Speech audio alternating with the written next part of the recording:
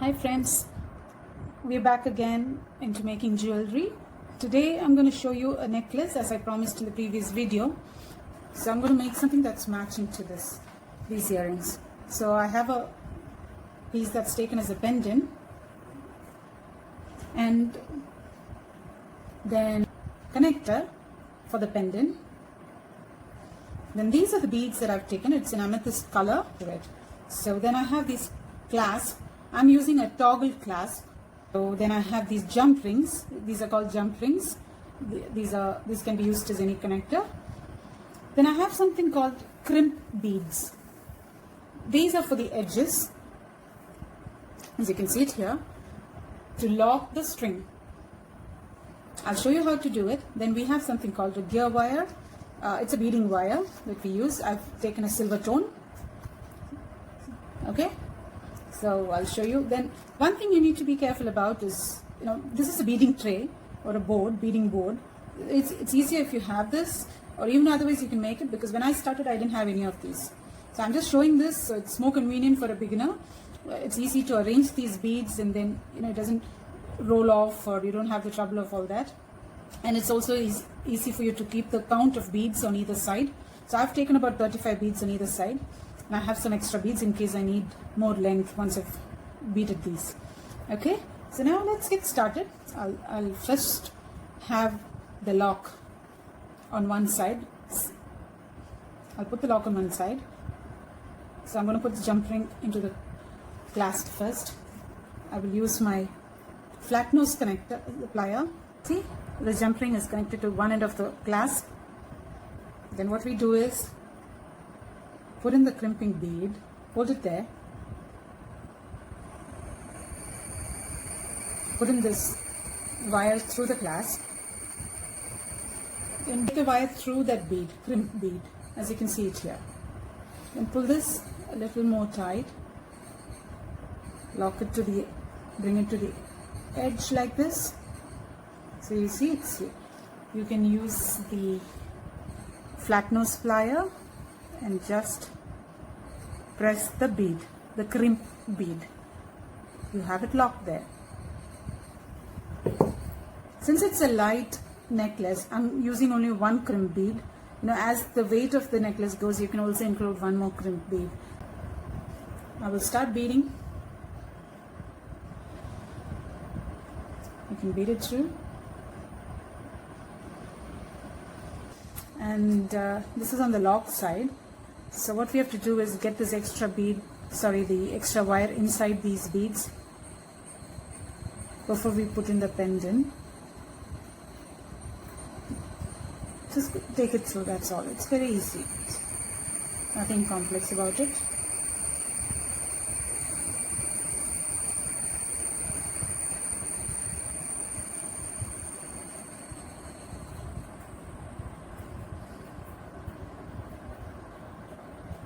There you go. So you got to neat that side. Okay. Now what we're going to do is put in the pendant. Now let's get the pendant inside. So for that, I'm going to use the same dangling silver thing, loop bead. Now I have this connector here. All I have to do is just press this part and pull it in. See? You can just pull it through. Okay?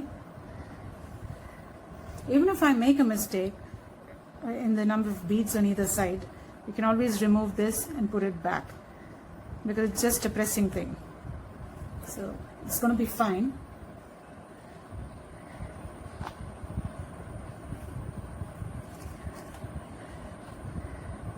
So we'll continue the beading on the other side.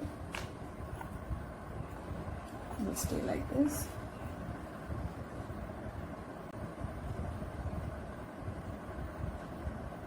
You can see we're done beading. Just want to make sure. You can always look up like this. So it's the same. Yeah.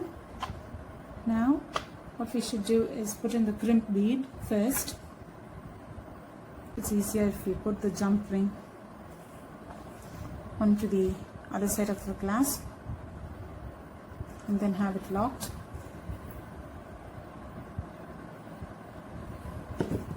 Now loop it through, and then I would suggest not to make it too tight, because then the necklace will have a very crumbled kind of a look.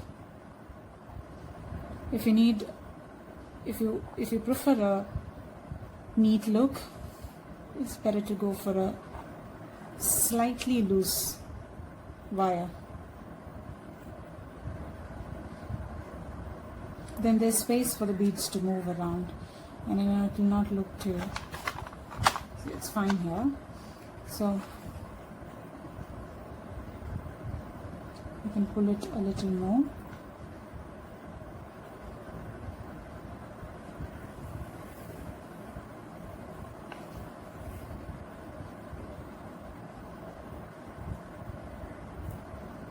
There you go. So first lock the crimp bead, press it down. Okay, so we have a completed thing there. You can now cut off the extra wire from the, see, it's cut off. That's it. You got your necklace. Matching earrings with the necklace. So I'll show it on a white background. It's a pretty necklace which falls around your neck with a cute little pendant that's matching your earrings. Bye bye from me. Have a nice day.